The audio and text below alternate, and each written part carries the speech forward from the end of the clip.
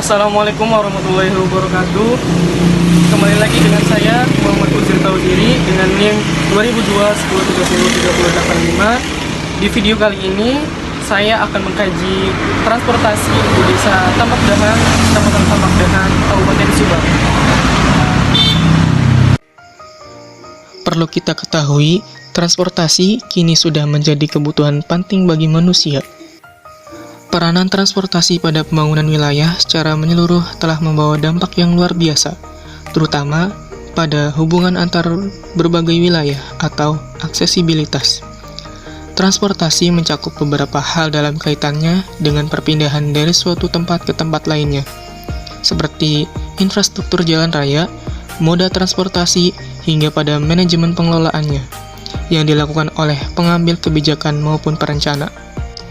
Teknologi transportasi dalam perkembangannya telah mengubah hampir seluruh wajah dunia, sehingga perubahan dari banyak kota-kota tradisional menuju kepada kota-kota modern saat ini masih dapat ditarik hubungannya secara jelas dengan pengaruh teknologi transportasi.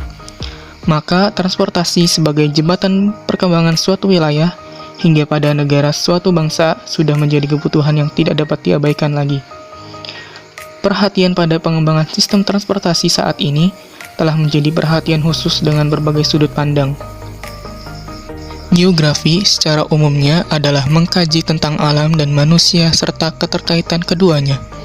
Transportasi merupakan suatu kegiatan manusia yang juga berkaitan dengan kewilayahan, maka secara tidak disadari, geografi memiliki hubungan mengenai transportasi.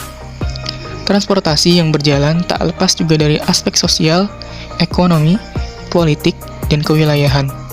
Faktor penghambat juga perlu dianalisis secara spasial, di mana perlu terjun ke lapangan untuk mendapatkan data yang berkenaan dengan ruang yang diteliti agar mendapatkan hasil yang valid.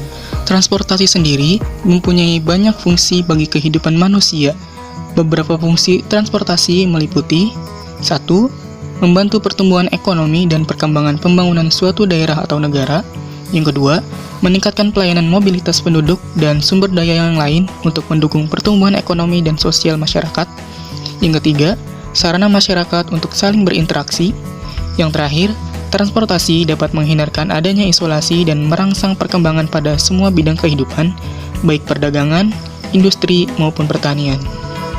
Sistem transportasi adalah suatu bentuk keterkaitan antar variabel atau komponen dalam tatanan yang terstruktur, sehingga berkelakuan sebagai suatu keseluruhan dalam menghadapi rangsangan yang diterima di bagian manapun.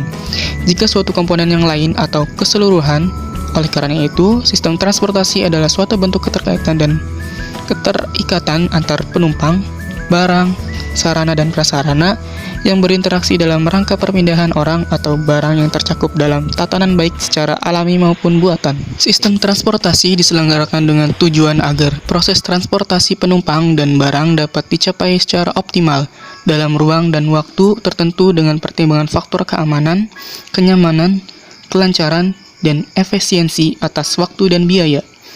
Penyelenggaraan sistem transportasi terkait dengan perkembangan suatu wilayah yang tentunya akan meningkatkan taraf hidup manusia atau masyarakat dalam suatu wilayah tersebut. Sistem transportasi ini merupakan bagian integrasi dan fungsi aktivitas masyarakat dan perkembangan teknologi. Secara garis besar, sistem transportasi ini dapat dibagi menjadi 3. Yang pertama, sistem transportasi udara. Yang kedua, sistem transportasi laut. Dan yang terakhir, sistem transportasi darat.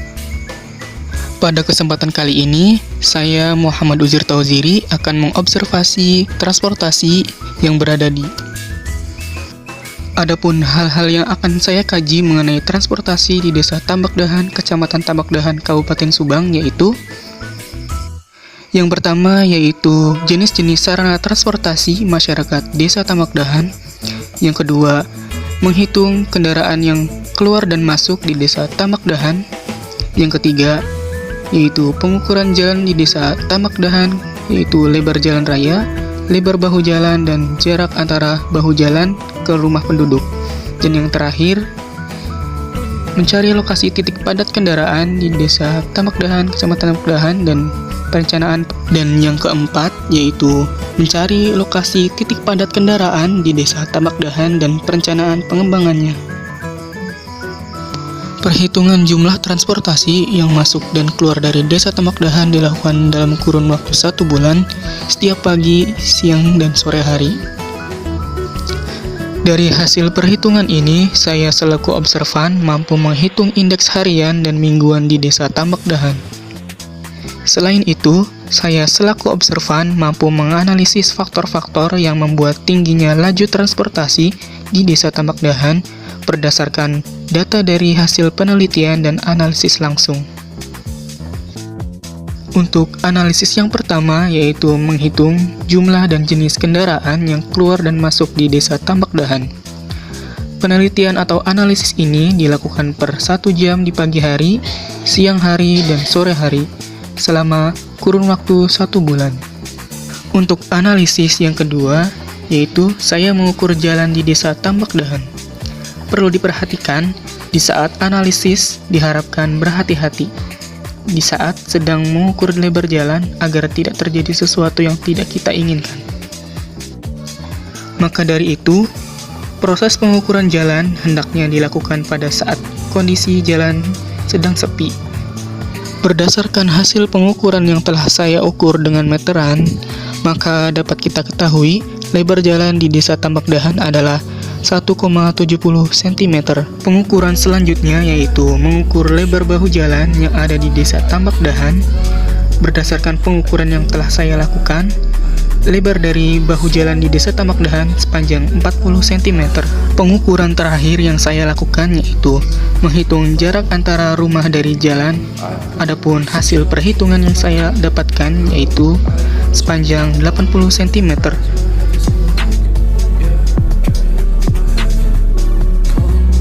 Berikut merupakan hasil dari perhitungan jumlah transportasi yang masuk dan keluar dari Jalan Tambakdahan. Perhitungan ini saya ambil dari 1 minggu selama saya melakukan observasi. Berdasarkan data tersebut, dapat kita lihat bahwasanya dalam 1 minggu terdapat jumlah kendaraan di atas angka 1.500 sampai 1.800. Setelah saya analisis, ada beberapa hal yang membuat laju transportasi pada hari Sabtu dan Minggu mengalami kenaikan. Hal ini disebabkan karena 2 hari tersebut merupakan hari libur. Dan jalan di Desa Tambakdahan ini merupakan akses antara Pantura Subang menuju Kota Bandung. Analisis selanjutnya yaitu jenis-jenis transportasi yang ada di Desa Tambakdahan. Berikut adalah hasil pemaparan penelitian yang saya ambil dalam 1 minggu. Berikut merupakan lokasi titik padat kendaraan di Kecamatan Tambakdahan.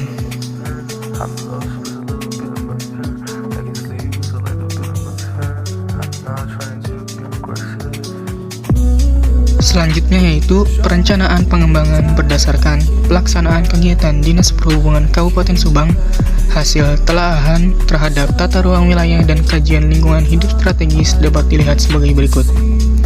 Yang pertama, mengembangkan jaringan infrastruktur perhubungan terpadu dalam wilayah Kabupaten Subang dan wilayah sekitarnya. Dinas Perhubungan Kabupaten Subang memiliki faktor pendorong berupa undang-undang lalu lintas guna melaksanakan tugas dan fungsinya.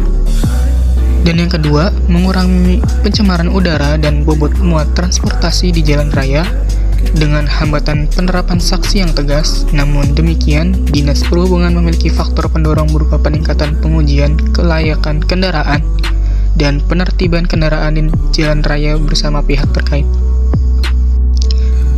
Baiklah, sekian penelitian saya kali ini.